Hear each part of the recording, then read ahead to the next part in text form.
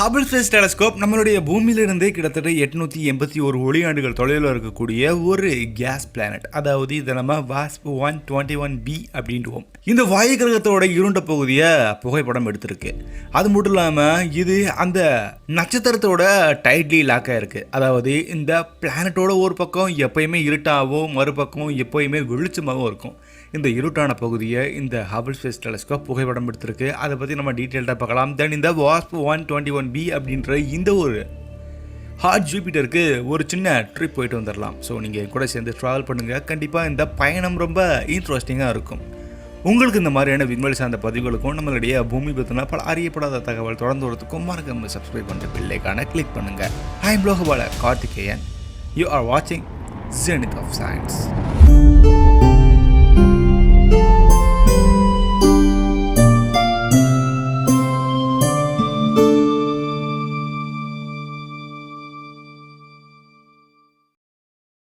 பயணத்தை ஆரம்பிக்கிறதுக்கு முன்னாடி ஒரு சின்ன டிஸ்க்ளைமர். அதாவது இந்த போஸ்ட்டுக்கு முன்னாடி போஸ்ட் இந்த ஜேம்ஸ் வெப் டெலஸ்கோப் அடுத்த 2வது இமேஜ் எடுத்துருச்சு அப்படின்னு ஒரு போஸ்ட் ஒன்று போட்டிருந்தேன். அதில் James web telescope December 25 launch ஆனது அப்படின்றதுக்கு பதிலாக நான் February 25 அப்படின்னு சொல்லிட்டேன். ஸோ நான் அந்த வீடியோவில் பண்ண ஒரு சின்ன தப்பை கமெண்டில் எக்கச்சக்கமான நண்பர்கள் எனக்கு சுட்டி காட்டியிருக்காங்க. ஸோ அவங்க எல்லாத்துக்குமே தேங்க்ஸ். ஓகே, நம்ம பயணத்தை ஸ்டார்ட் பண்ணலாம்.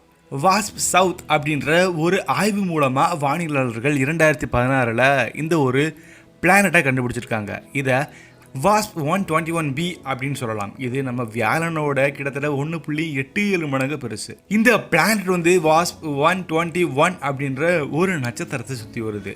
இது F6 அப்படின்ற ஒரு டைப் நட்சத்திரம். இது நம்மளுடைய சூரியனோட கிட்டத்தட்ட 1.5 மடங்கு பெருசுன்னு சொல்லலாம். நம்ம அந்த பிளானட்டுக்கு போனோம்னா கண்டிப்பாக 881 ஒளியாண்டுகள் தொலைவில் நம்ம போகணும். வாஸ்ப் 121b அப்படின்றது ஒரு சூடான வியாழன். இதை நம்ம ஹாட் ஜூபிட்டர் அப்படின்டுவோம். இது வாஸ்ப் 121 அப்படின்ற ஒரு நட்சத்திரத்தை சுற்றி வருது. இது அதை சுற்றி முடிக்கிறதுக்கு கிட்டத்தட்ட 30 மணி நேரம் ஆகும் அப்படின்றத சயின்டிஸ்ட் சொல்கிறாங்க. ஸோ இதோடைய டிஸ்டன்ஸ் அப்படின்றது கொஞ்சம் பக்கமாக தான் இருக்குது அப்படின்றத நம்ம சொல்லலாம். இதோடைய மெயின் ஸ்டார்லேருந்து இது ரொம்ப ரொம்ப பக்கமாக இருக்குன்றத நம்ம கன்ஃபார்மாக சொல்லலாம். அது மட்டும் இல்லாமல் ஒரு முக்கியமான விஷயம் பார்த்தோம்னா இந்த பிளானட் அதோடைய மைய நட்சத்திரத்தோட டைட்லி லாக் ஆகிருக்கு. அதாவது அந்த நட்சத்திரம் தொடர்ந்து அந்த பிளானட்டோட ஒரு பகுதியை பகலாக்கும் மறுபகுதியை இரவாகவே வச்சுருக்கும். அதாவது இது சுற்றுறது இல்லை அப்படின்றத நம்ம கன்ஃபார்மாக சொல்லலாம். ஏன்னா அந்த நட்சத்திரத்தோட ஈர்ப்பு விசையினால் இந்த மாதிரியான ஒரு அமைப்பை இந்த பிளானட் வச்சிருக்கு அப்படின்றத விஞ்ஞானிகள் சொல்கிறாங்க. இந்த பிளானட்டோட ஒரு பகுதி எப்பயுமே அதோடைய நட்சத்திரத்தை பார்த்து இருக்கிறனால கண்டிப்பாக அதில் டெம்பரேச்சர் அப்படின்றது ரொம்பவே அதிகமாக இருக்கும் இல்லையா? ஸோ சயின்டிஸ்ட் கிட்டத்தட்ட இதோடைய பகல் நேர வெப்பநிலைன்றது 2500 டிகிரி செல்சியஸ் அப்படின்றத சொல்கிறாங்க.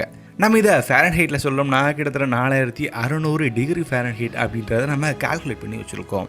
இந்த அளவுக்கு ஹீட்டாக இருக்கக்கூடிய இந்த ஒரு பிளானட் அதோடைய வளிமண்டலம் எப்பயுமே சூடாகவே இருக்கும் அப்படின்றத சொல்கிறாங்க. அதனால இதோடைய வளிமண்டலத்தில் இரும்பு, மெக்னீசியம் மாதிரியான உலோகங்கள் ஆவியான நிலையில் இருக்கிறத விஞ்ஞானிகள் கண்டுபிடிக்கிறாங்க. அது மட்டும் இல்லாமல் இந்த ஆவியான நிலையில் இருக்கக்கூடிய இரும்பு மற்றும் மெக்னீசியம் மாதிரியான பொருட்கள் அந்த கிரகத்தோட ஈர்ப்பு விசையிலிருந்து வெளியேறதையும் இவங்க கண்டுபிடிச்சிருக்காங்க. பொதுவாக ஒரு பிளானட்டோட டார்க் சைடு, அதாவது இரவு பக்கம் அப்படின்னாலாம். இந்த இரவு பக்கம் அப்படின்றது கண்டிப்பாக வெளிச்சம் ரொம்ப கம்மியாக இருக்கும். ஏன்னா அந்த இடத்துல லைட் அவ்வளோவா இருக்காது இல்லையா? அதனால கண்டிப்பாக லைட் கம்மியாக இருக்கும். இந்த வாஸ்ப் 121b அப்படின்ற இந்த ஒரு ஹாட் ஜூபிட்டர் அதோடைய நைட் சைட் பார்த்தோம்னா கிட்டத்தட்ட அதோடைய டே சைடு, அதாவது பகல் நேரத்தில் இருக்கக்கூடிய இந்த பக்கத்தோட கம்பேர் பண்ணும்போது கிட்டத்தட்ட 10 மடங்கு மங்களாக இருக்குது அப்படின்றத விஞ்ஞானிகள் சொல்கிறாங்க.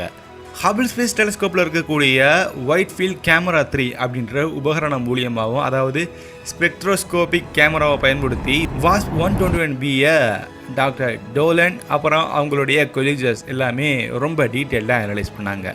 அப்போது வாஸ்ப் 121bயோட பகல்லேருந்து இரவு பகுதியை வச்சும் நம்ம அவங்க பார்க்கும்போது அதில் இருக்கக்கூடிய வெப்பநிலை மாற்றங்கள் அப்படின்றது ரொம்பவே வித்தியாசமாகவும் ரொம்பவே ஆச்சரியத்தையும் உண்டாக்கியிருக்கு. இந்த டெம்பரேச்சர் டிஃப்ரென்ஸ், அதாவது இந்த ஒரு வெப்பநிலை மாற்றத்தை ஒரு கிராஃப் ஷீட்டில் அவங்க குறிக்கும்போது அந்த பிளானட்டை பற்றின இன்னும் கொஞ்சம் புலப்படாத தகவல் நமக்கு வெளியே வர ஆரம்பிக்குது.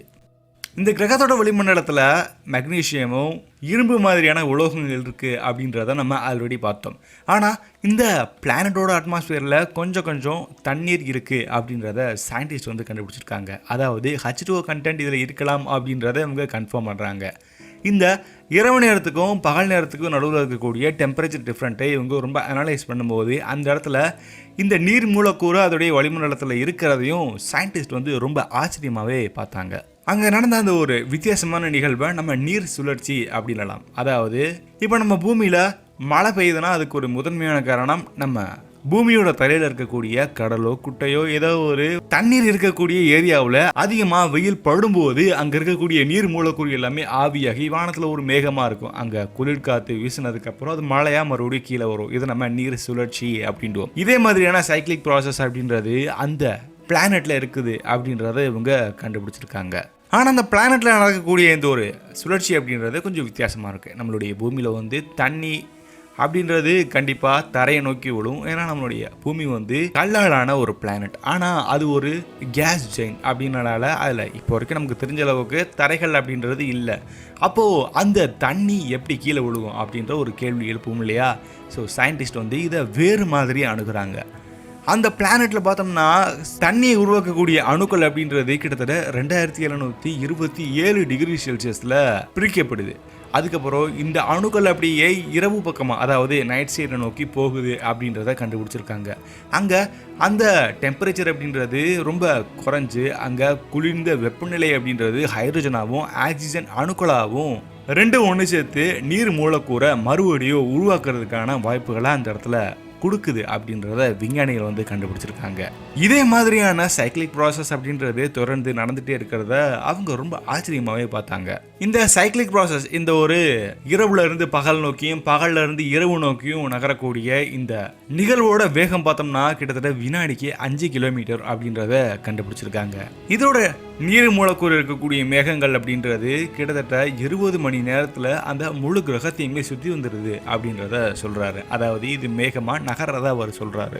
அது மட்டும் இல்லாமல் இந்த ஹாட் ஜூபிட்டரில் நைட் சைடு பார்த்தோம்னா இன்னும் வித்தியாசமான உலோகங்கள் கொண்ட மேகங்கள் இருக்கிறத விஞ்ஞானிகள் வந்து கண்டுபிடிச்சாங்க. அதாவது இரும்பு டைட்டேனியம் மாதிரியான வெவ்வேறு உலோகங்கள் கொண்ட மேகங்களும் அந்த கிரகத்தை ரொம்பவே ஆட்சிப்படுத்துது அப்படின்றத விஞ்ஞானிகள் வந்து கண்டுபிடிச்சிருக்காங்க. ஸோ நமக்கு தெரிஞ்ச அளவுக்கு முதல் முறையாக ஒரு டைட்லி லாக்காக இருக்கக்கூடிய கேஸ் பிளானட்டோட நைட் சைடை நம்ம ஆராய்ஞ்சிருக்கோம். இது அதோடைய வெப்பநிலையை பேஸ் பண்ணி தான் நம்ம முழுசாக எடுத்திருக்கோம். உண்மையிலேயே விண்வெளி அப்படின்றது நம்ம கொஞ்சம் கூட எதிர்பார்க்க முடியாத அளவுக்கு கற்பனையை ரொம்ப அதிகமாகவே சுமந்துட்டு போகுது. ஸோ நம்ம தொடர்ந்து விண்வெளியை ஆராய்ஞ்சிக்கிட்டே இருக்கலாம். உங்களுக்கு இதே மாதிரியான அடுத்து வேறு ஒரு விண்வெளி சார்ந்த பதிவு பயணங்கள் உங்களுக்கு வரணும் இல்லையா? அதனால் நீங்கள் சப்ஸ்கிரைப் பண்ணிட்டு பெல் ஐகானை கிளிக் பண்ணுங்கள். ஜேம்ஸ் வெப் டெலஸ்கோப் 2வது முறையை எடுத்த புகைப்படத்தை பற்றி நீங்கள் டீட்டெயிலாக அனலைஸ் பண்ணோம்னா தெரிஞ்சுக்கணும்னா இப்போ மேலே வந்து ஒரு ஐகார்டில் லிங்க் ஷோ ஆகும், அதை நீங்கள் கிளிக் பண்ணுங்கள். தென் அனதர் கண்டென்ட் பார்த்தோம்னா சனி கிரகத்தை நோக்கி கெசினி அப்படின்ற ஒரு விண்கலத்தை நாசா அனுப்பியிருந்தாங்க. ஸோ அந்த கெசினி அப்படின்ற விண்கலம் அதோடைய கடைசி நாள் அதாவது 2017 கெசினி அப்படின்றது சனி கிரகத்துக்குள்ளே விழுந்துச்சு. ஆனால் அது விழுகிறதுக்கு முன்னாடி எக்கச்சக்கமான இமேஜஸை நம்ம விஞ்ஞானிகளுக்கு அனுப்பியிருக்கு. அதை பற்றி நீங்கள் டீட்டெயிலாக தெரிஞ்சுக்கணும்னா மறுபடியும் ஐகார்டில் ஒரு லிங்க் ஷோ ஆகும், இதை நீங்கள் கிளிக் பண்ணி பாருங்கள். உங்களுக்கு எது இன்ட்ரெஸ்டடாக தோணுதோ அதை நீங்கள் கிளிக் பண்ணி பாருங்கள். கண்டிப்பாக வீடியோ ரொம்ப வேறு லெவலில் இருக்கும். இதே மாதிரி வேறு ஒரு விண்வெளி சார்ந்த பயணத்தெல்லாம் நம்ம கண்டிப்பாக சந்திக்கலாம். அதுவரை உங்களிடமிருந்து விடைபெறுவது நான் உங்கள் லோகபாலகார்த்திகேயன். தேங்க்யூ ஃபார் வாட்சிங். See you in next video. Bye. மரம் வளர்ப்போம், வரும் கால சந்ததிகளை காப்போம்.